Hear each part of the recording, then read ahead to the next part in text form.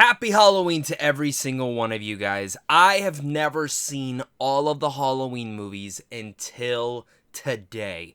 And that means we're going to be ranking them on Halloween from worst to best. Now, honestly, I probably should have done this all right as Halloween Ends was coming around, but I actually wanted to take my time and go through these and not just rush out a ranking. So if you like this video, make sure to hit that like and subscribe button, as well as comment down below your guys' thoughts, because it does help out the video. In general, also, I just want to see your guys' Halloween ranking, because from my understanding, this is a very controversial list of movies. Like, people have very passionate thoughts about some of these movies and some other films, and maybe for you, you might completely disagree with this ranking, and if you do, that is fine, but don't be a dick. Remember that this is my ranking, and I can't wait to see your guys' down below. So without further ado, let's dive in to the Halloween franchise and talk about each and every one of these movies.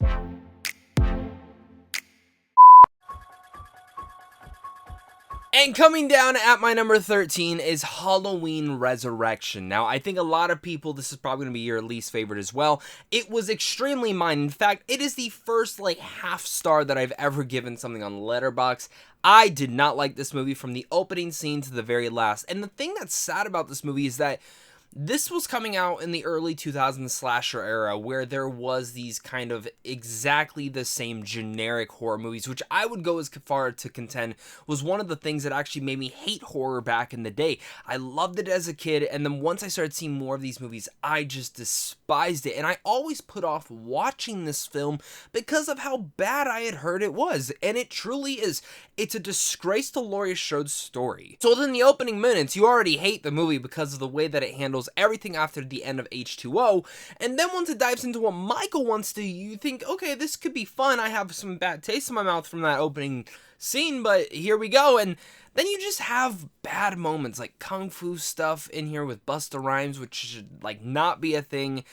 And overall, the idea is cool, I guess, but in execution, it's terrible. And the kills are boring, and in general, I think that's the best way to describe this movie, is it's just boring. It's not entertaining.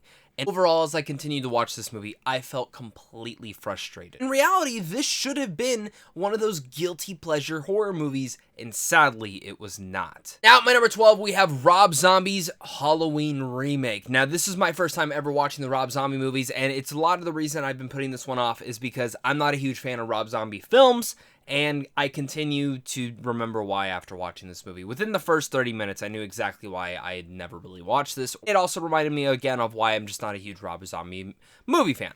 I like his music though. Please keep making music. Just stop making movies.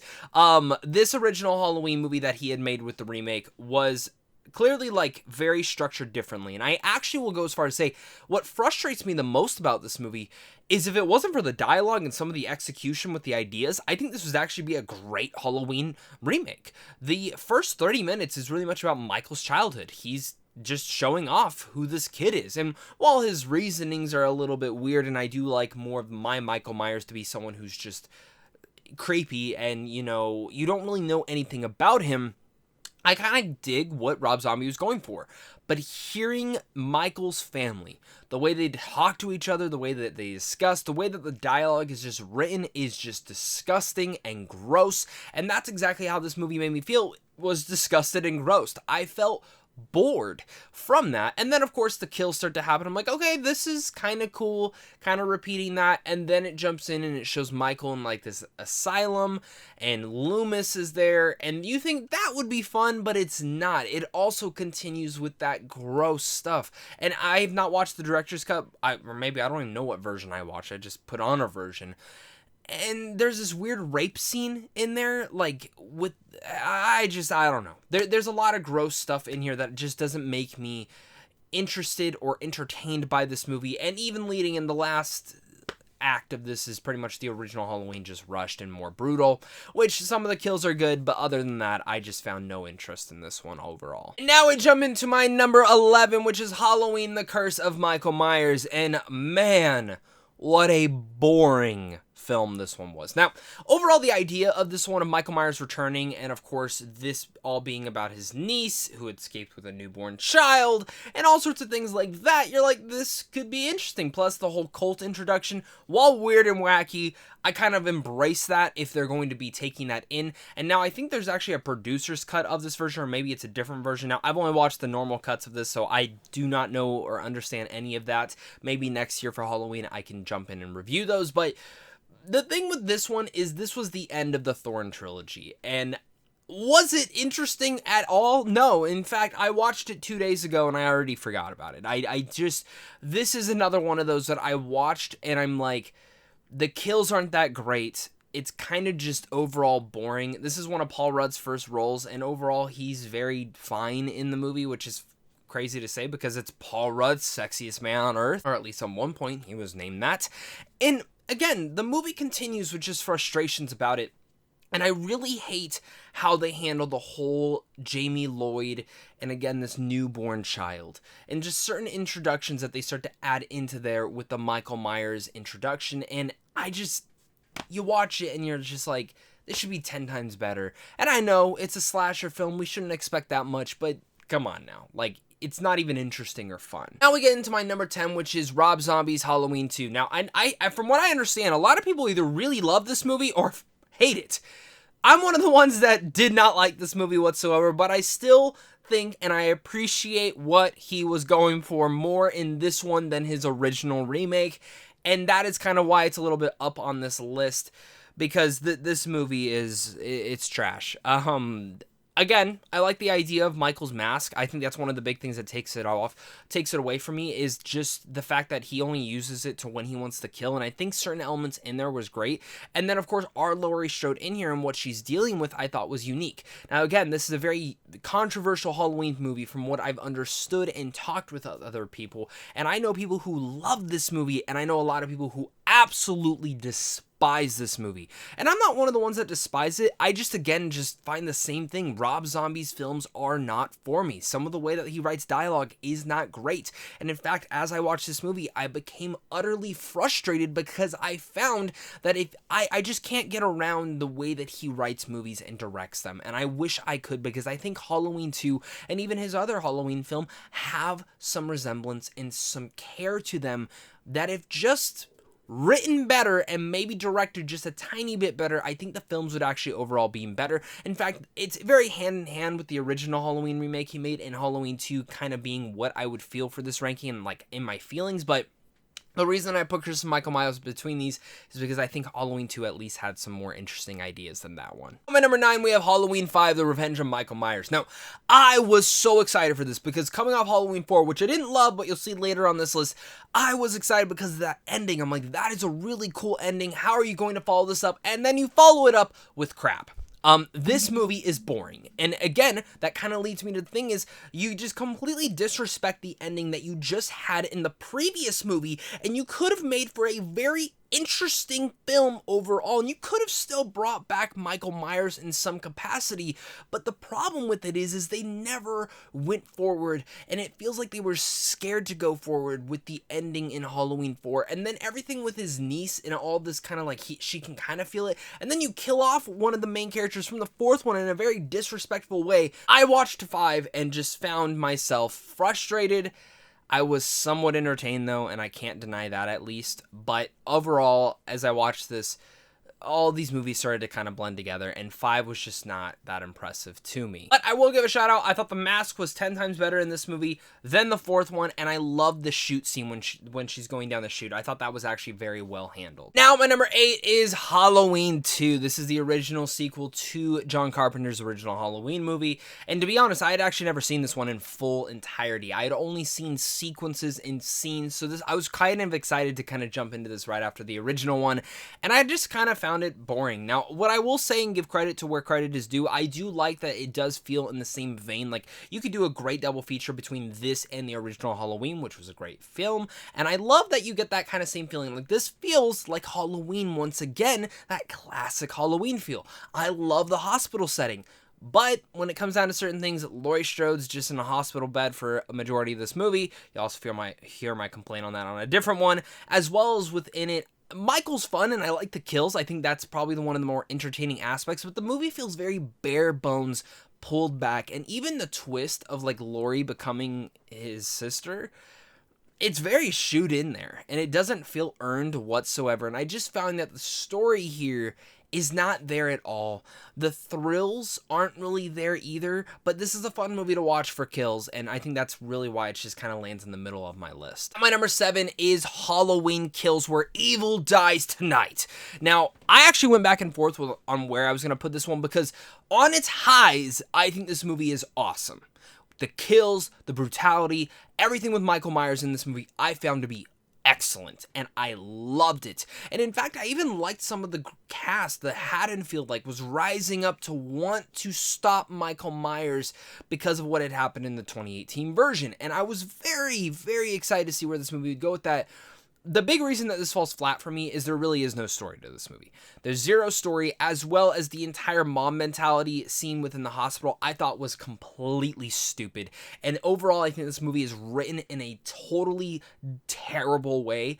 And I also think the plot armor they give Michael Myers in this movie is just ludicrous. It's stupid at this point. They didn't really add in these supernatural elements all too much. It's played throughout the background of when you see this entire trilogy, but when you look at Halloween Kills, it's not completely there.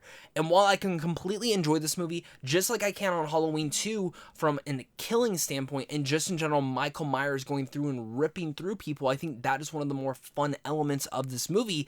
Every time I go back to rewatch this movie, I just remind myself, God, I hate this Evil Dies Tonight chant, and God, I hate the mob mentality stuff. It was written in a very bad way, and I think that's what holds this movie back from being awesome. Now, at my number 6, we have Halloween Ends. Now, this is the brand new Halloween movie that came out this October, and I was so excited for it. Coming off Kills, I was like, they have to have this. It seems like they're coming up with a new, unique idea, and I'm hearing from other people that this is going to be a very controversial Halloween movie. And it's not controversial for me for the reasons that it was. Now, first off, they really shouldn't have established this exact story that they wanted to do as their finale to the trilogy. I definitely understand what they were trying to do in describing that this trilogy was more about Haddonfield itself, not just Michael and Laurie. Understand that, totally so. But the thing with Halloween Ends itself is the character of Corey Cunningham. And I might get into spoilers, so if you haven't seen this movie yet, you are warned. Corey should have absolutely been introduced in Halloween 2018. I think if he was introduced in 2018 and the development was led into here, and then you combine some of the story elements within here and Kills, I think you really could have come up with something even more original, and then the finale to this entire trilogy really could have ended up with Laurie versus Michael Myers. The problem with this movie now is you don't get a lot of Laurie versus Michael, which is the reason that you go to see this movie.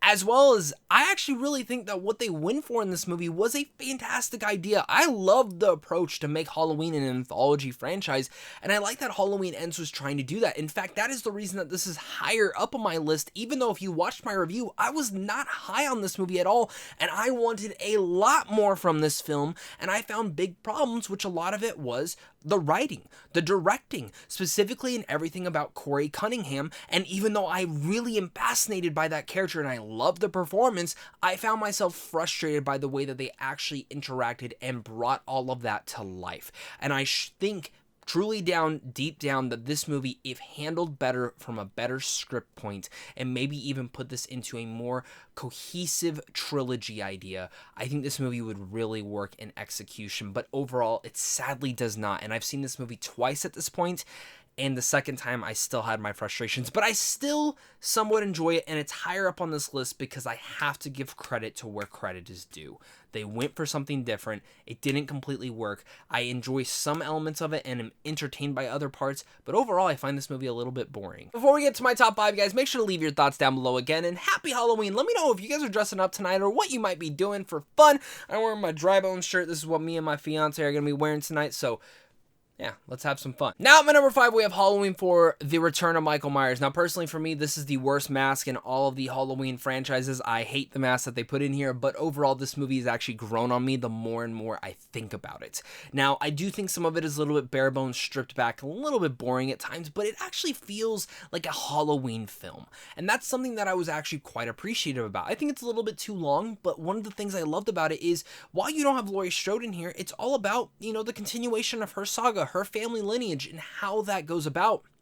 And there's a couple sequences in here that are very memorable to me, specifically the ending of this and what happens with that little girl and what she does to her family. And for me, seeing how this film ended, I think it was one of the best endings in any of the Halloween films because of the despair and darkness that it really fueled into that movie. And adding in there as well, the other thing that I really dig about this movie is the entire thing with Michael Myers and the way that he hides behind the shadows. They continue that trend in a very light way. In fact, when they're coming out and you see all the different Michael Myers, I got goosebumps from that scene. I kind of wish they would have dove into that idea a little bit more. But other than that, the Return of Michael Myers is fun, but it's, again, one of those movies that you just beg for more. And you don't really get that. And again, it can be a little bit boring. On my number 4, we have H2O Halloween. Now, this is a movie that I've actually never seen again in its full entirety. I've seen sequences, and I think this was a great way to kind of bring back Laurie Strode into the fold, and I like the continuation of what they do with her character. Now, the thing with this movie that kind of does fall flat a little bit for me personally is just the first 2 acts. They're a little bit too slow. Now, we do have that awesome bathroom scene when Michael steals the car keys, which I thought was filmed greatly. But everything else kind of leading into there, it's more just focusing on and giving us development to Laurie Strode's character, which very much this was the type of horror film that they were making during this time period. The reason that this film is still so high up on my list, though, even though I am a little bit bored by the beginning, is everything in the third act. The third act is absolutely great. Once Michael arrives at that, like, the school, it goes off. And I love it. I love Michael kind of being in here. I love how he's taking out people. The key scene alone with him swiping the knife was fantastic, and this whole entire film hinders on that ending, and the ending between Laurie and Michael I found was very conclusive, and I truly enjoyed it right then and there. I know a lot of you guys have nostalgia for this one. I personally don't, but I still really enjoyed it. My number 3, we have one that I think a lot of people are going to disagree with me on, but I was truly surprised by this one, and that is Halloween 3 Season of the Witch. Now, I am really in the minority probably that I actually do wish they would have just gone in the anthology route, maybe put Michael Myers somehow into this entire universe, but I in general love what John Carpenter wanted to do, and I had never seen Halloween Season of the Witch. I always wanted to, but I never got into it again, and this was my first time jumping into it, and I always put it off because there's no Michael. Why do I want to watch that? Watching it now, oh my god, it's so good. It's not perfect by any means. There's actually some really bad written dialogue in here, and even certain things with the doctor and certain choices that they choose with the other main character to kind of follow into here, I wasn't fully into. But the way that it kind of attacks corporate America and the things that it does with the masks and what the masks represent and what this corporation wants to do with those masks is creepy and very Invasion of the Body Snatchers and kind of gross. But the whole jingle, the whole sound, the way that the commercial plays out with the Shamrock stuff is so clever. And in fact, reading that David Gordon Green actually wanted to interact and put this movie inside Halloween Ends at the very end, I kind of wish they would have gone with that. It would have been ballsy ending, but I would have really appreciated that. But I think Season of the Witch is a very like, for me, the reason it's so high is me and my dad used to always have these Halloween marathons. We'd sit out on the futon as a kid and I would binge watch a ton of different horror movies with him, and this kind of felt like one of those schlocky, fun, random ones that we would put on and watch and would have such a unique and weird idea, and sometimes it would be cheesy and not really work out, but you'd still enjoy it for what it is. In fact, they even have characters who are like the Terminator in this movie. I like this film a lot. It was very entertaining for me. I don't know why, I just appreciate it so much, and I had a lot of fun with it. Now, my number 2, we have Halloween 2018. Now, this is a film that I was so excited for. I love the original Halloween. I was hyped to see how they were going to bring it back. John Carpenter's coming back to his score. He gave his good gracious to Danny McBride and David Gordon Green, and going into this movie, I was like, hell yeah, and it absolutely was a big hell yeah. The only thing, and I will truthfully say this, the one thing that holds this movie back from being my favorite Halloween film of all time is the humor. The humor is not good. It actually really deteriorates and hurts a lot of the different tension-built scenes. But other than that, I find this movie, again, to kind of be a carbon copy of the original, but it is a great sequel. And kind of for me, the way that I feel like this trilogy was supposed to end, this is going to be my definitive ending to the Halloween franchise. When I go back and watch, I'm going to watch this one. And the way that it ends, I just felt very satisfied with. I think there were certain elements that you could have gone definitely with, definitely Allison's character, but they never did, and it was kind of one of the biggest letdowns of this entire trilogy because I really liked her in the 2018 version. And I really like Michael Myers' mask in here. The bathroom scene when he shows back up, again, terrifying, scary, and his first kill kind of back is just great. The whole thing of him putting back on the mask, everything into there was so well done. And the final showdown between Laurie and Michael himself was very satisfying, very scary, and very intense, and overall very satisfying for what I wanted to see in a Michael Myers versus Laurie Strode movie. And that final showdown, while she is very Sarah Connor-esque, I loved it. I loved how she had built up to this point, and I just had so much fun with this movie, and it gave me a lot of nostalgia to the original, and I found it to be a perfect legacy sequel to that first film. Now we're at my number one, and my number one is the original Halloween. Nothing will ever top this for me. I think this is just a near perfect movie that's fueled by nostalgia, but also fueled by greatness of what John Carpenter was able to do, creating and honestly spawning off one of the biggest franchises ever, and a film franchise that really never needed a sequel at all. The way that it ends is pretty definitive, even though he disappears, because Michael Myers is the boogeyman. The way that they do with everything with Loomis in here was fascinating, and again, Laurie Strode is fantastic in here. This is one of course, Jamie Lee Curtis's first performances, and she gives it her all. They really hide Michael Myers in here, hiding him in the shadows, and the way that they use the mask, the whiteness of it, when he would pop out from the shadows did feel like the shape. It feels intense. It feels scary. Now, is it one of the scariest films of all time now? No, but it is one of the most engaging and entertaining slashers of all time. And honestly, every time I go back and rewatch all the main slashers, like the first film, this is the one that still sticks out to me as the best one out of them all. And I love this movie, and plus John Carpenter's score, this is the top tier of it all. I know, of course, this theme plays throughout all of it, but there's just something special about this movie that just works in harmony, and every time I watch it, I just feel like I'm watching greatness on the screen. That's my Halloween ranking, so thank you so much again for watching this. I really do appreciate all of you guys. Happy Halloween to each and every one of you. Hit that like and subscribe button, comment down below your thoughts, and of course, until next time, stay classy.